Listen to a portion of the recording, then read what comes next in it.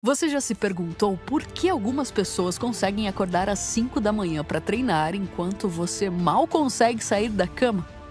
Por que alguns indivíduos enfrentam projetos complexos sem procrastinar, enquanto você fica paralisado só de pensar na dificuldade? A resposta está na sua mente, e mais especificamente, na forma como ela foi treinada para interpretar o desconforto. Imagine uma flor de lótus crescendo no meio de uma lagoa suja, onde quanto mais resistência encontra na lama, mais forte se torna. Sua mente funciona exatamente assim. O que você chama hoje de sofrimento ou dificuldade, na verdade é o combustível que ela precisa para se tornar mais poderosa. Ao decorrer desse vídeo, vou te mostrar a única maneira de forçar seu cérebro a fazer coisas difíceis, por meio do método Lotus. Um sistema que combina ciência, psicologia comportamental e estratégias de alta performance para reprogramar literalmente a forma como seu cérebro reage ao esforço. Mas primeiro, responda uma pergunta nos comentários. Qual é a tarefa mais difícil que você vem adiando há semanas?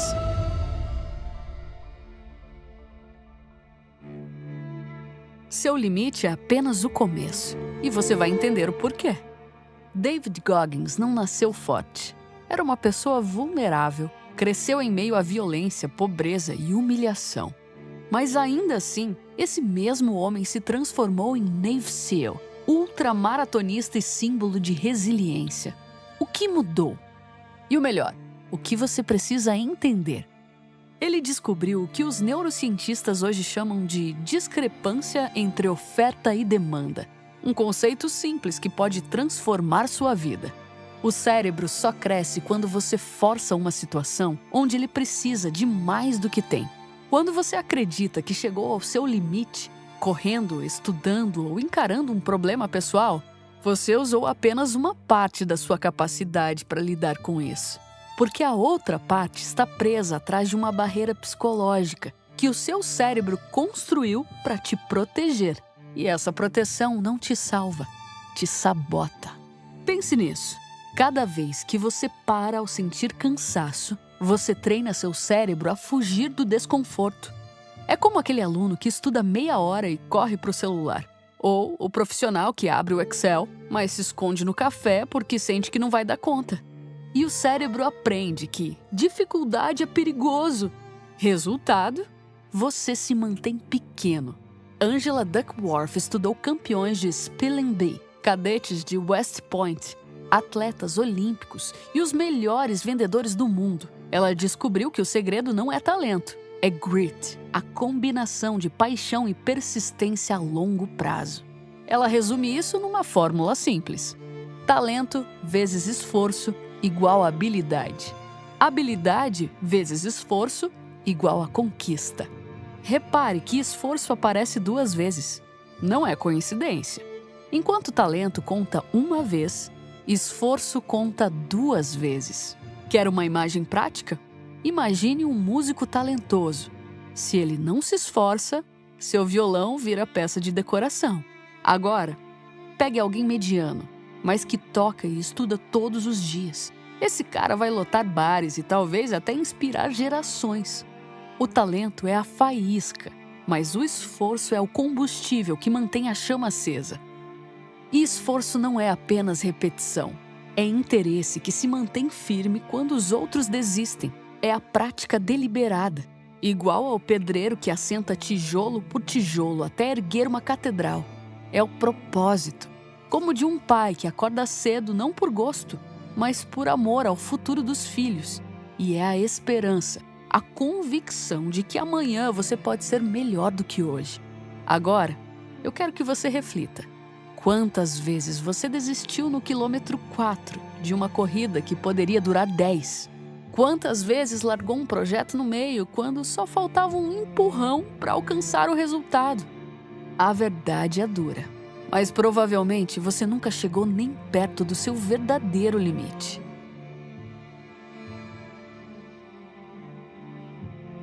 Seu cérebro mente para você.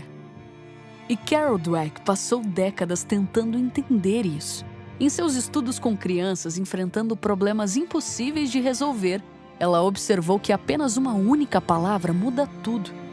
Enquanto algumas jogam o lápis no chão e dizem, "Eu não consigo", outras sorriam e murmuravam dizendo, "Eu não consigo ainda". A diferença entre uma e outra? A palavra ainda. Essa única palavra muda tudo na mente desses pequeninos. Pesquisas de neuroimagem mostraram que cérebros com mentalidade de crescimento apresentam alta atividade diante de erros, processando, corrigindo e aprendendo. Já os cérebros com mentalidade fixa, silêncio total e um shutdown completo. O desconforto que você sente ao enfrentar algo difícil não é sinal de que você deveria parar. É sinal de que seu cérebro está crescendo e entender isso é fundamental. Kelly McGonigal descobriu algo ainda mais interessante. Ela estudou americanos e viu que não é o estresse que mata, mas a crença de que ele é ruim.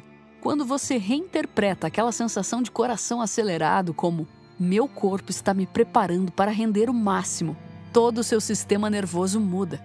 A ocitocina, o hormônio da confiança, é liberada. Seus vasos sanguíneos relaxam e seu foco se intensifica. Pessoas que acreditavam que estresse poderia fortalecê-las viveram mais do que as que tentavam evitá-lo. Então surge a pergunta: se o desconforto é sinal de crescimento, como treinar o cérebro para não fugir dele?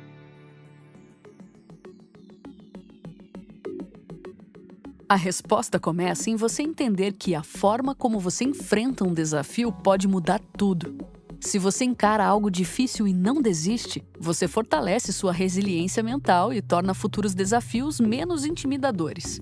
Por exemplo, imagine que cada vez que você enfrenta um desafio, como acordar mais cedo, encarar uma conversa difícil, correr 1 quilômetro a mais, você deixa ainda mais forte a sua mente. E cada vez que você bate de frente com um obstáculo, você fica mais tranquilo porque está com recursos mentais suficientes para encarar isso. O pesquisador Michael Mrazek conduziu um estudo sobre isso. Ele submeteu jovens adultos saudáveis a um processo de desafios progressivos multifacetados por 6 semanas, com exercícios físicos, meditação, desafios cognitivos, tudo ao mesmo tempo. O resultado? Melhorias massivas na memória de trabalho, compreensão de leitura e controle executivo. E o mais importante, as mudanças eram visíveis nos exames de neuroimagem, demonstrando de fato como a mente literalmente se reestruturou a partir da exposição progressiva ao desconforto controlado. Mas como você coloca isso em prática? Comece pequeno. Se você quer acordar às 5 horas da manhã, mas normalmente acorda às 8, não pule direto para 5 horas. Tente acordar por volta das 7h30 por uma semana e depois 7 horas, depois 6h30. Até chegar no horário que você quer. Com essa redução gradual, você reajusta e fortalece seu funcionamento mental significativamente. Mas temos um dilema. Se toda mudança de rotina gera desconforto e às vezes até sofrimento, como continuar persistindo nisso?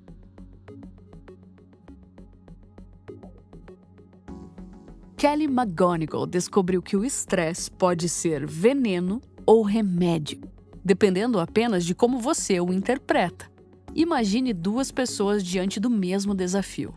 Uma entra em pânico, enquanto a outra sente o coração disparar e pensa, ok, meu corpo está se preparando para isso. O desfecho é completamente diferente. A primeira se perde no medo, mas a segunda transforma a pressão em confiança, ganha foco e acessa uma força de resiliência que sempre esteve dentro dela. Michael Mrazek, pioneiro da neuroplasticidade, demonstrou que o cérebro adulto é continuamente remodelável. No entanto, essa transformação não ocorre de forma espontânea. Ela depende da ativação de certos neurotransmissores, como, por exemplo, a ativação da acetilcolina, que aumenta sua atenção, a ativação da noradrenalina, para intensificar o seu estado de alerta, e a ativação dopaminérgica, que prepara seu cérebro para a recompensa. Sabe aquele frio na barriga que aparece antes de algo difícil? Esse momento pode ganhar 2 significados bem diferentes. Para alguns, é um alerta de perigo. Melhor parar por aqui. Para outros, é apenas o nervosismo natural de quem está prestes a enfrentar algo novo. O medo e o nervosismo costumam ser confundidos como inimigos, mas na verdade são sinais de que você está diante de algo importante. A novidade sempre provoca receio. O desafio sempre traz insegurança. E nada disso significa incapacidade. Significa apenas que o corpo entrou em um estado de alerta, preparando você para avançar. O primeiro pilar do método Lotus é isso: hackear a forma como você interpreta as suas sensações e não esperar a coragem aparecer, mas treinar o cérebro a agir mesmo com desconforto.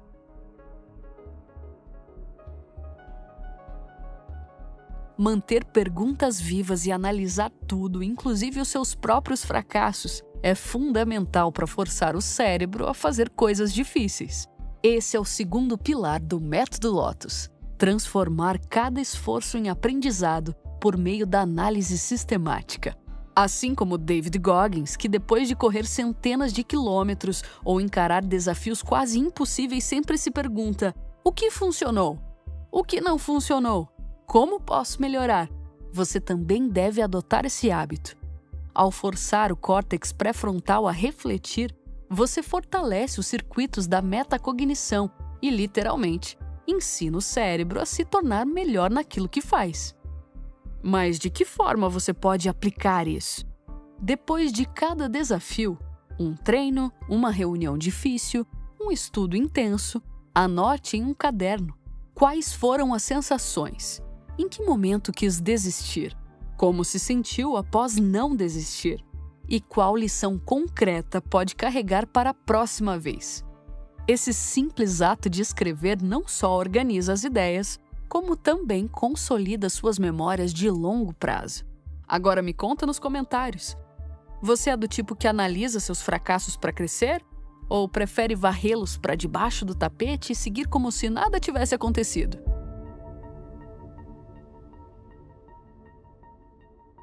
Angela Duckworth estudou 16 mil americanos e percebeu que prazer no trabalho não explicava o sucesso de longo prazo. O que realmente diferenciava os mais resilientes eram as motivações e os propósitos de cada um deles. Pessoas que conectavam seus esforços a algo maior, como família, comunidade, fé e legado, tinham níveis de grit muito mais altos, que seriam a combinação de paixão e perseverança para perseguir objetivos de longo prazo. Quando resistimos a esse impulso e tentamos enfrentar tudo sozinhos, perdemos a chance de transformar um momento de pressão em crescimento. Mas quando compartilhamos nossos desafios com pessoas que respeitamos e gostamos, não só nos sentimos mais responsáveis, como ativamos sistemas de recompensa que dobram nossa motivação. Quer um exemplo prático?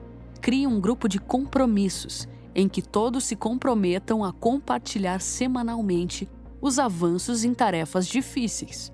Diversos estudos mostram que as mudanças nas conexões neurais acontecem de forma muito mais rápida quando o esforço ocorre em contextos sociais significativos.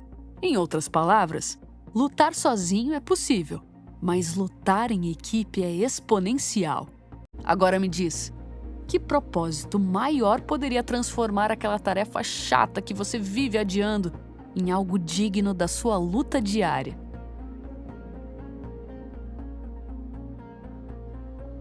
Agora que você já conhece os pilares, como aplicar tudo isso na prática? 1. Preparação. Antes de iniciar qualquer tarefa difícil, lembre-se do seu propósito maior. Visualize-se vencendo sob pressão e diga: o desconforto que vou sentir é meu cérebro ficando mais forte. 2. Execução. Durante a tarefa, quando sentir resistência, a interprete como energia, não como ansiedade. Controle sua respiração. Você pode fazer isso inspirando 4 segundos, expirando 6 segundos, para regular o sistema nervoso. 3. Análise. Terminou? Anote 3 coisas que funcionaram. Identifique o momento de quase desistência e se recompense após a sessão de desconforto. 4. Integração. No fim do dia, compartilhe com seu grupo. Conecte a conquista ao seu propósito e planeje o próximo desafio de forma progressiva. E entenda de uma vez por todas, quando múltiplos sistemas mentais são ativados, como controle executivo, emoção, recompensa e atenção, a transformação é inevitável.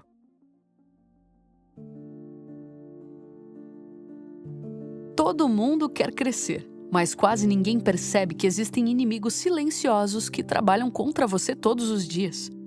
Eles não estão fora, não são pessoas ou circunstâncias. Eles estão dentro da sua cabeça. São sabotadores invisíveis que destroem pelo menos 3 pilares do seu progresso. Se você não aprender a reconhecer esses inimigos, eles vão te engolir sem piedade. O primeiro inimigo é a interpretação automática. Imagine um alarme de incêndio que dispara toda vez que você acende uma vela. É isso que seu cérebro faz. Confunde desconforto com perigo. Por milhares de anos fomos programados para correr de tudo que causava estresse. Mas hoje, a maioria dos incêndios são alarmes falsos. O frio na barriga antes de uma reunião, a preguiça de abrir um livro, o medo de começar algo novo. Tudo isso não é ameaça, é sinal de que você está crescendo. Logo, se você não questionar esse alarme interno, você vai viver correndo de fogo que nem existe. O segundo inimigo é a tirania do agora. É como querer plantar uma árvore hoje e colher os frutos amanhã.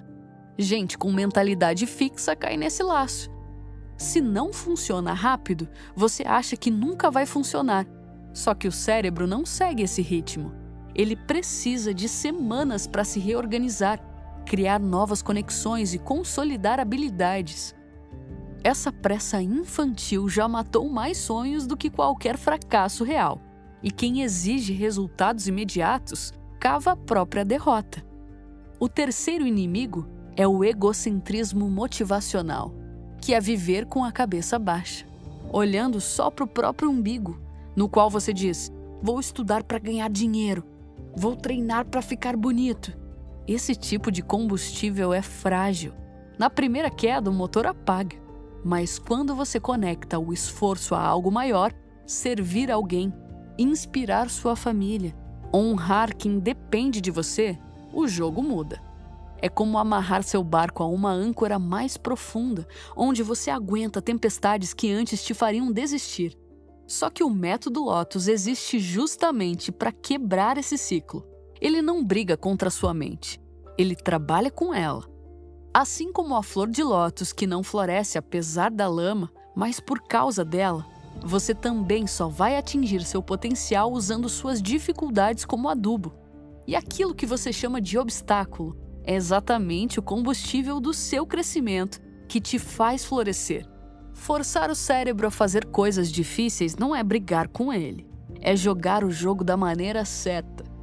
É enxergar o desconforto como sinal de treino, tratar o tempo como aliado silencioso e transformar o propósito em combustível que não acaba. Quando isso acontece, o que antes parecia inalcançável começa a acontecer quase no automático. Se esse vídeo mudou a forma como você enxerga o desconforto, deixe seu like e responda nos comentários. Qual vai ser a sua primeira atitude para finalmente forçar o seu cérebro a fazer aquela coisa difícil que você anda evitando?